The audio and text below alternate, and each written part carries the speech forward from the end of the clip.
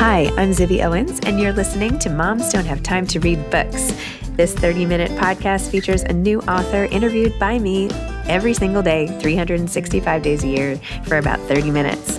I am also the publisher for Zibby Books, which publishes 12 books a year in fiction and memoir. Our books are already out now. You can check it out on zibbybooks.com. And we have a magazine called Zibby Mag, where we have lots of wonderful essays and lifestyle features. That's at zibbymag.com. We have classes at zibbyclasses.com. And I recently opened a bookstore in LA called Zibby's Bookshop at 1113 Montana Avenue at 11th Street in Santa Monica. I hope that you are able to enjoy some of our other offerings. But this here podcast is the basis of all of it and started in 2018. And no matter what I do, this is basically my favorite thing. Enjoy.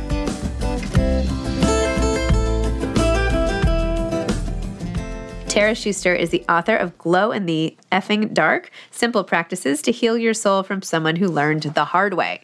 Tara is an accomplished entertainment executive turned mental health advocate and best-selling author. She's the author of the runaway hit, Buy Yourself the Effing Lilies, which was a finalist for Goodreads' Best Nonfiction Book of 2020. It was selected by Cosmopolitan, Real Simple, Goop, Publishers Weekly, and many more as one of the best books of the year on mental health and self-care. Previously, Tara served as Vice President of Talent and Development at Comedy Central, where she was the executive in charge of such critically acclaimed shows as the Emmy and Peabody Award-winning Key and Peele.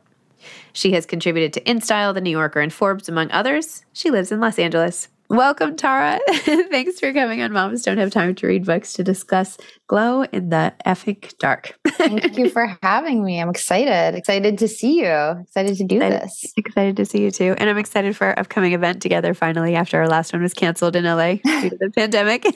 Years later, here we go. Due to that little talked about pandemic. Yeah, I'm really excited about our event. I really want to give people journaling tools. Like, in no way is it a reading. It's like, okay, you're interested? Let's do this. Like, oh God, I love that. You have this really rare ability to make the most horrific things sound funny and to be hopeful in like the hardest of times. You're so good at that. Thank you. You know, every time I read something you write, I'm like, really, that too? Like, you know what I mean? Like, you just like keep opening the door into yourself wider and wider with each book, which I love because it's such an act of generosity to sort of share yourself like that, but also to inspire others to like get over whatever it is. And I feel like one of the main takeaways from this book, at least, is you can all just like be busy and do your stuff and not deal with what's underneath. But like, you're not getting over it. You know, if you're not dealing with this, it's coming out your ears, you know. And even worse, if you're not dealing with it, the people who love you are. Yeah. There's no way around that, you know. And I used to think for a long time that if I really dug deep, it would like ruin my life and be so overwhelming. And who has time for that? And actually, I have a bunch of errands to run. And it didn't really become so urgent until I realized, wait a minute. The way I'm treating my family, my friends, like this isn't about me. This is about my community that I really started to change. Oh my gosh.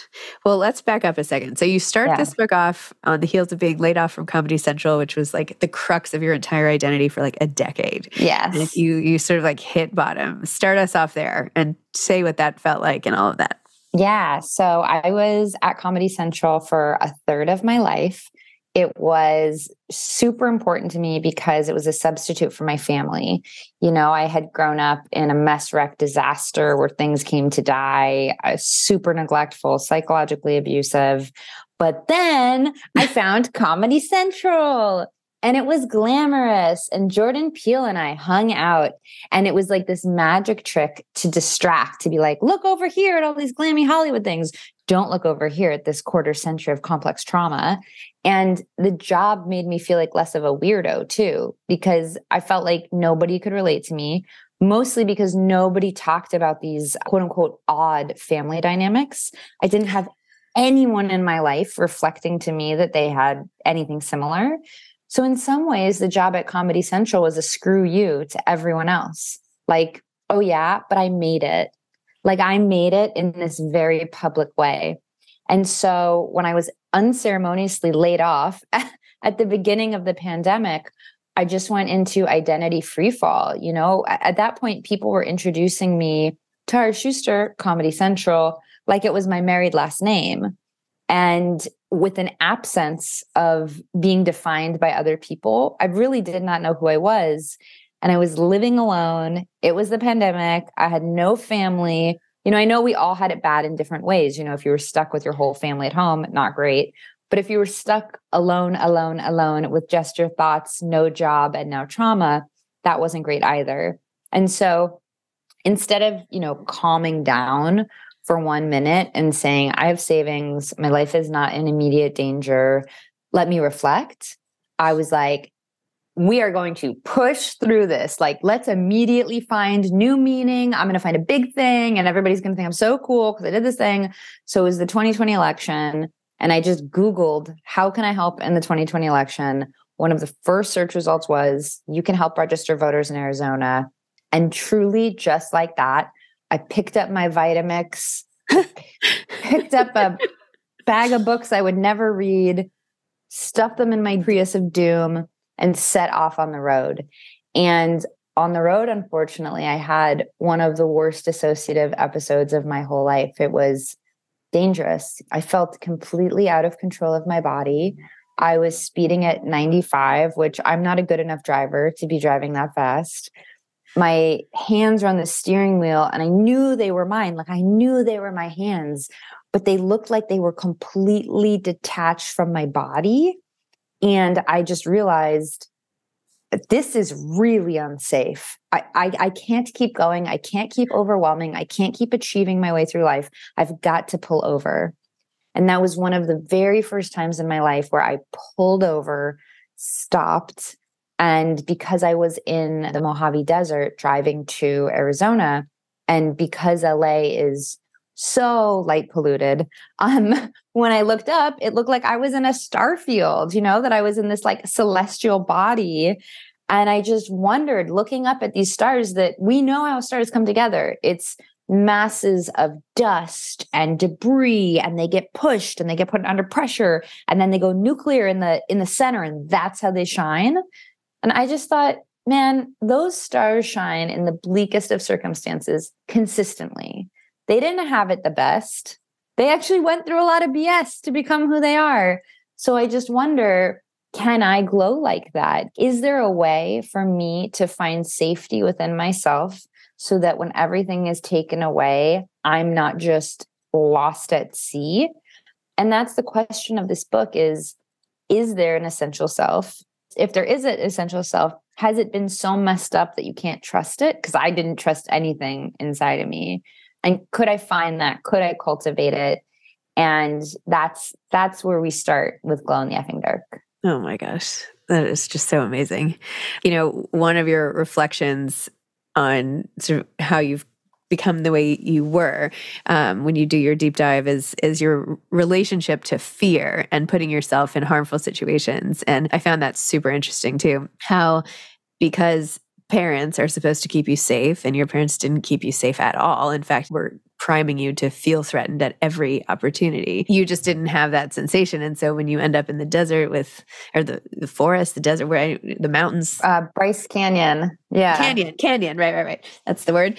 With like these like cult guys and like whatever. You're like, okay, why didn't I leave?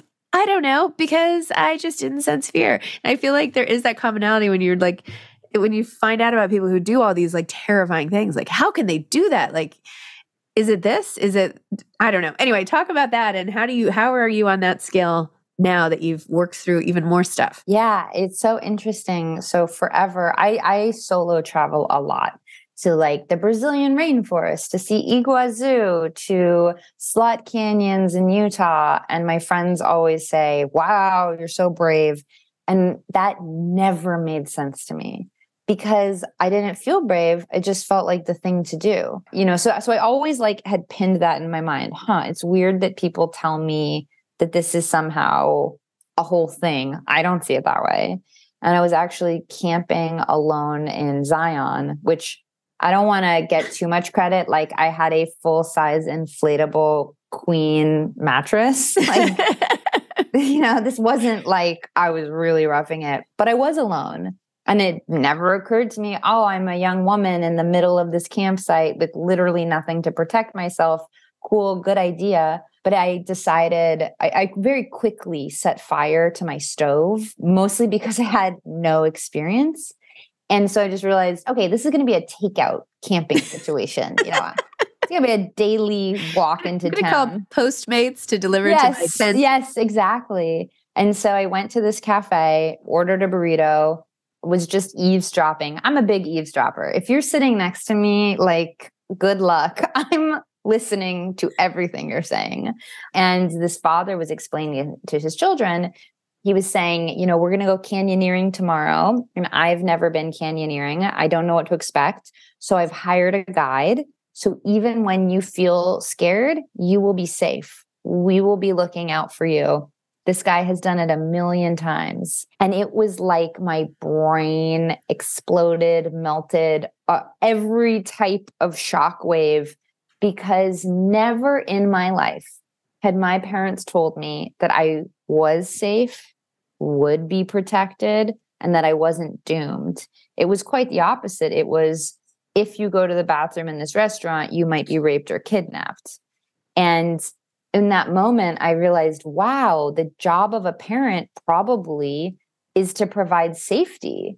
And that might account for why I do these things that are actually unsafe without thinking about them.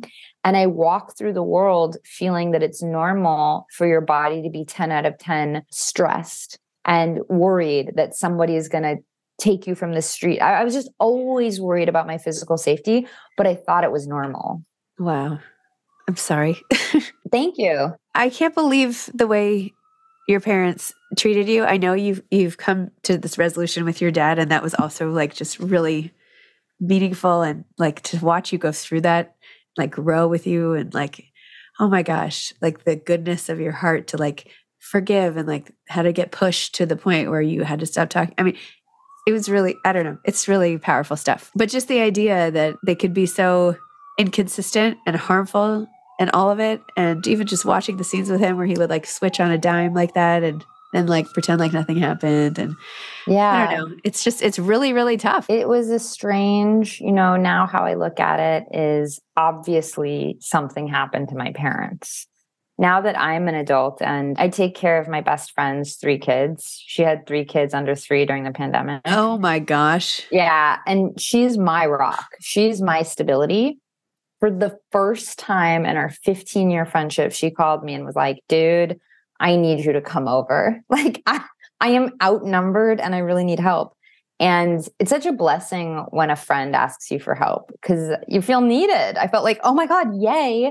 Yep. Finally, I can like somewhat pay the debt of the wild amount of care she has given me. And one thing I did with her oldest daughter, Maya, is I would think of Maya in situations I had been in. So think of Maya pinned to the floor, her body being examined. What would adult me do? Adult me would start screaming, defend her, call the police. Yep. What would I do if someone told Maya she couldn't cry, she wasn't allowed to have feelings, shot down her ideas? That was a big thing I actually didn't write about. Any idea I had, I was told was terrible or useless or literally was ignored. Like I didn't say it. So I felt like I didn't exist. I don't even know how you get through. Well, and then so I'd look at Maya and I'd see, oh, that is so weird. No healthy adult would treat a child this way. You would listen, you would comfort, you would reflect back to them that they are present, that you see them as an autonomous being. And so a lot of where my compassion from my parents come from is for them to hurt me to that extent. How hurt must they have been? To live in that reality they were living in must have been painful. Like I know how painful it was for me. How painful was it for them? And so, and I didn't come to forgiving them lightly. My dad I didn't talk to for 2 years of the pandemic. My mom, I haven't talked to for something like 15 or 17 years with a lot of boundaries before I've come to this place. But I now sort of recognize however much I have suffered, they probably suffered a lot more. And it doesn't excuse how they treated me, But at the end of the day, I'm not to blame for how they treated me, but it is my responsibility now to take care of this and to move through it. No one else is going to do that work for me. So I've just sort of accepted it all. It all happened. I accept it, and I have to work through it if I don't want to be beholden to the past, if I want any emotional freedom. Wow. You're like the most self-actualized person I think I've ever met. I swear. Don't worry. I basically had a mental breakdown 2 weeks ago. I like crying to my editor about how my life was like, everything's ruined. But releasing a book is a weird, I'm sure you know, it's just a weird thing. So I definitely have my moments. The difference now, though, is I know it. Like I can't always escape it in the moment. I can't always navigate my way out. But pretty quickly, I'm like, wow, I'm really sorry. I messed up there. And maybe we can work together on figuring out how I could be a better communicator. I'm not defensive anymore. Like it doesn't bother me if someone has feedback for me. I'm just like, oh, cool. Another growth opportunity. Like, don't love that I have it, but I can accept it. You know? Wait, why were you breaking down 2 weeks ago? You know, the pressure when my first book came out, truly nobody knew who I was. I was an executive at Comedy Central. Nobody thought of me as a creative person. There were no expectations. We all thought the book would do like meh. And then I'd go, back to being an executive, and quite the opposite happened. And it was actually perfect timing when I was laid off, because it was the beginning of promotion for Lily's. Had I not had that, things would have been really bad. But I was able to quickly pivot and work on this thing that I loved, which was writing. And so I just think this time around, there are so many more expectations, particularly for my readers. I love my readers. And sometimes I feel weird telling them how much I love them, except I'm like, there is such a lack of love in the world. Why would I be shy about telling anybody how much I see them, feel them, want to be there for them? Like, F that. I want to be there with people and I really want to see them. And so I really want them to like the book. I hadn't really ever thought about it before this moment where it's come out, but I wrote it for them. And so I just want to do them proud. I want this to be helpful. And that pressure didn't exist the first time around. Well, first of all, I bet you're going to get a lot of new readers as well, because now it's a totally different market and you're coming out not just marketing to the same people. So you're not just talking to your readers. It's great that you love them, but I think this book is great. I think this is a standalone. You don't have to have read the first book.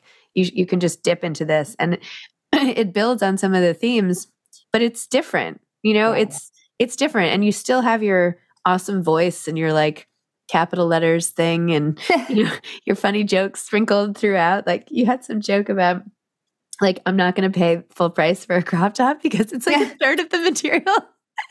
So funny. I mean, I can't stop thinking about that. As I fold my daughter's crop tops, and I'm like, yeah, so true. Like it doesn't even exist. Yeah. It's like buying half a bikini or something.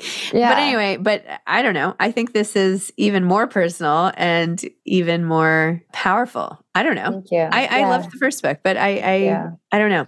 The humor offsets the pain enough, Yeah, I do think it's a much deeper book. It really I'm talking about much darker things like suicidal ideation, but I'm trying to bring levity to it, to something you think there could not possibly be levity to this, except there is. Yeah. And if we get so overburdened by how hard things are, it makes it very difficult to talk about, to make changes with. And Lori Gottlieb, she blurbed this book. And first off, I'm obsessed with therapists. Like, oh my God, they are doing God's work. They are so smart. She in particular is just so brilliant and insightful. And one of the things she said to me was, this is a standalone book. Like, it's not like you're rehashing anything. It's like a completely different journey. And when she said that to me, I was like, okay, well, Lori doesn't suffer fools lightly, and she's very smart. So, and the fact that she, a legit mental health professional, sees in this book actual strategies, and that I can bring a little comedy to strategies, I feel really good about that. So I guess it took her saying it, not me, but that's fine. Well, it's both of you. No, I'm totally kidding. No, seriously though, right? Joking. Like But it's true. She's right. No, she's right. When you have people who you respect tell you these things. I'm just kidding. She's I love Lori. Yes, it's awesome. It is deeper and darker, but also brighter. Right? Isn't that the whole point? Right? Yeah. You can find lightness. It's even when things are dark, it's not like the lightness went away. It could be obscured. One of the central metaphors of the book is that we are made of stardust. And I think that's really important because, well, first off, it's just true. The carbon in your muscles, the iron in your blood, literally come from stars. This isn't some cutesy thing I wrote on a mug, and sold on Etsy. This is just science. And when I think about that, I think, well, nobody looks at the stars and says, they have moral failings and they didn't get their to-do list done and they have too many errands and they didn't run them, We generally accept that stars are awesome. So if you can't think of yourself as awesome or inherently good or that your essential self has any worth or value, you don't need to think about it. All you need to remember is I am made of stars. Just that framing alone has up-leveled my whole life. When I really sit and think about myself being full of stardust. And it's really hard to pick yourself apart, to be hypercritical and to be hypercritical of others because you recognize they too are made of stardust and stardust is a miracle. So a lot of this is actually just reminding myself of the truth. That's not something that had to be made up.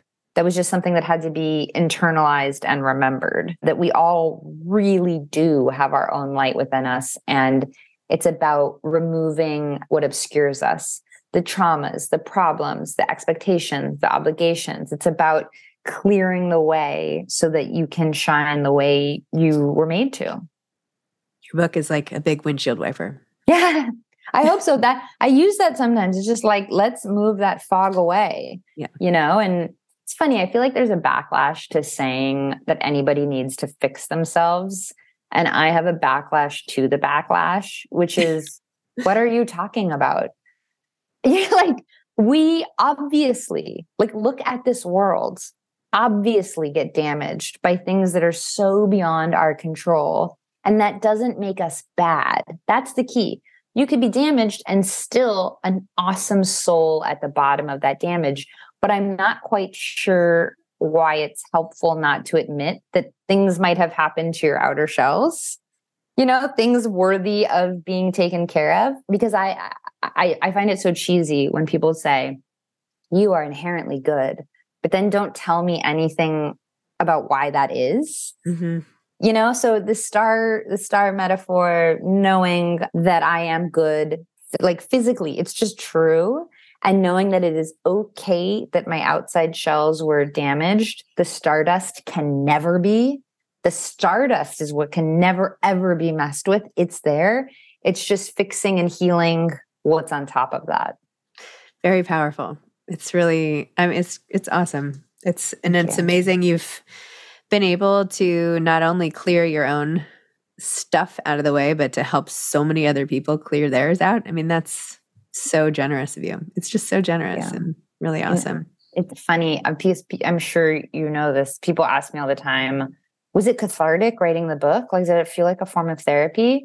And the answer to that would be no, because in order to write these scenes in a narrative, if you haven't read my work, it's never prescriptive. It's never coming to you from on high. I try to paint a narrative, as if it were fiction. Here's the scene. I want you to be in it. I want you to feel those emotions, which means I have to revisit my own traumas over and over and over again in the editing process. And it never gets better. It never gets easier. It's always very difficult. And I would say that by putting out in the world, it's dissipated. I feel like every reader now carries a little piece of my burden, and I carry a little of theirs because they tell me, oh, I really relate. That sounded like you were in my brain. How did you know that about me? And so that's how I've found it to be very cathartic, is that we're all spreading this burden of the worst things that ever happened to us so that none of us have to just shoulder it alone. Have you met David Ambrose in LA, by the way? No, but that name is super familiar. I'm going to introduce you on email after this because he grew up in the foster care system and had a really horrific childhood with his siblings and everything, but wrote about it in a book. And he's funny and charming and like works at Disney. And, he's like, I just feel like you guys would really get along and have a lot to catch up on. I would love to meet him. The foster care system is so dismal. Of all of the embarrassing things in America, that's like top 2, hundreds of thousands of children suffering with no advocates at all. I'd really love to meet him and hear more about that. Yeah. This book is called A Place Called Home. All right. I'll put you in touch. Thank you. Thank you, Tara. This is so great. Thanks for your book. I read it at like a perfect time for me personally, for whatever reasons. But anyway, thank you. And do not worry about it coming out. I am not worried at all on your behalf, but thank you. Wish you all the best. Yeah, thank you. And thank you for all the work you do advocating for writers. During the pandemic, you were like the lifeline truly for anyone who had myself included, for anyone who had a book coming out when everything was getting canceled and nobody knew what to do. You were like, okay, we're going to figure this out. We're going to be doing some lives. We're going to be doing more podcasts. We're going to be doing events. So I really admire the way you really stepped in there for writers. Thank you. Thanks. I don't know. I didn't know what else to do. I was like, I've got to have some purpose here. The world is like falling apart, right. Right. Let me focus on something. I'll see you at our event. Yes. Thank you, Zibby. Okay. Bye. Bye. Thanks for listening to this episode of Moms Don't Have Time to Read Books. Don't forget to follow me on Instagram at Zibby Owens and at Moms Don't Have Time to Read Books. Also sign up for my newsletter at zibbyowens.com and sign up for my virtual book club and meet lots of authors on Zoom every other week. Thanks so much to Steve and Ryan at Texture Sound for the sound editing. And thank you to Morning Moon Productions for providing this fantastic intro and outro music.